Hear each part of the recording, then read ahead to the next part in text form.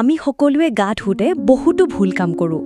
এই ভুলবোৰে ভৱিষ্যতে আমি নানা সমস্যাৰ সন্মুখীন হ'ব পাৰোঁ।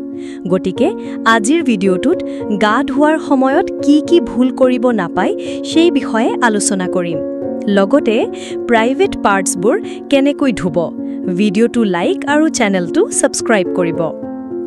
স্নান মানে কেৱল গা ধোৱা নহয়, ই এক ধৰণৰ শুদ্ধতা, সুস্থতা আৰু মানসিক বিশ্ৰামৰ সময়। কিন্তু আপোনাৰ স্নান যদি ভুল পদ্ধতিতে হয়, তেতিয়া অসুখ ব্যাধি আদৰি আনে। আজি আমি জানিম গা ধুবলৈ গ'লে এইকেইটা ভুল কেতিয়াও নকৰিব। খালী পেটত স্নান কৰাটো ভুল। খালী পেটত স্নান কৰিলে ৰক্তচাপ হ্ৰাস, হাত-ভৰি বিষ আৰু টোপনি ভাব আহিব পাৰে।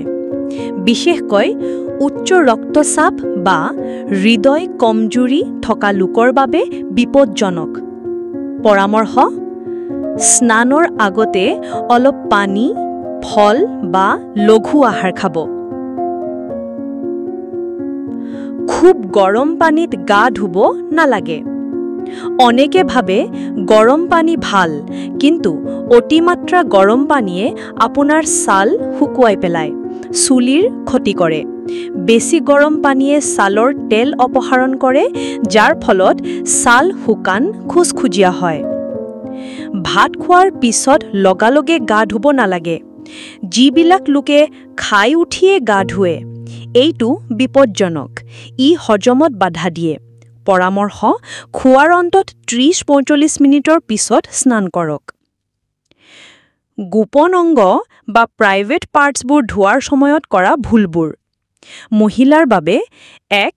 যোনিৰ ভিতৰত বা অতি ভিতৰত ধোৱা উচিত নহয়। ভিতৰৰ অংশ নিজে পৰিষ্কাৰ হয়, গতিকে বেছি মোহাৰি ধুব নালাগে। 2. সাধাৰণ চাবোনে যোনি ধুব নালাগে। ই ছাল শুকুৱাই দিয়ে আৰু এলাৰ্জি হ'ব পাৰে। পুৰুষৰ বাবে 1. লিংগৰ তলৰ অংশ ভালকৈ ধুব লাগে, নহ'লে বিভিন্ন ছালৰ ৰোগ হ'ব পাৰে। 2. লিংগৰ ছালখন জোৰে ঘঁহি ধোৱা ঠিক নহয়। অতিকে ধোৱা বা শ্বেম্পু কৰা। বেছিকৈ গা ধোৱা, বেছিকৈ শ্বেম্পু কৰিলে ছালৰ প্ৰাকৃতিক তেল হেৰুৱাই যায় আৰু চুলি পাতল হয়। পৰামৰ্শ: সপ্তাহত 2-3 দিন শ্বেম্পু ব্যৱহাৰ কৰক। আনৰ টাৱেল বা চাবোন ব্যৱহাৰ নকৰিব। ই ছালৰ ৰোগৰ কাৰণ হ'ব পাৰে।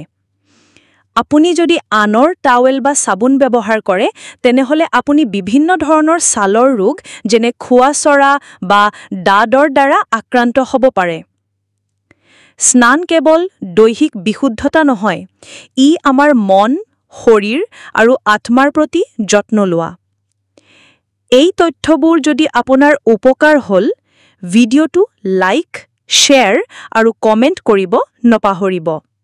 আৰু এনে ধৰণৰ স্বাস্থ্য সচেতন ভিডিঅ' পাবলৈ চেনেলটো ছাবস্ক্ৰাইব কৰক।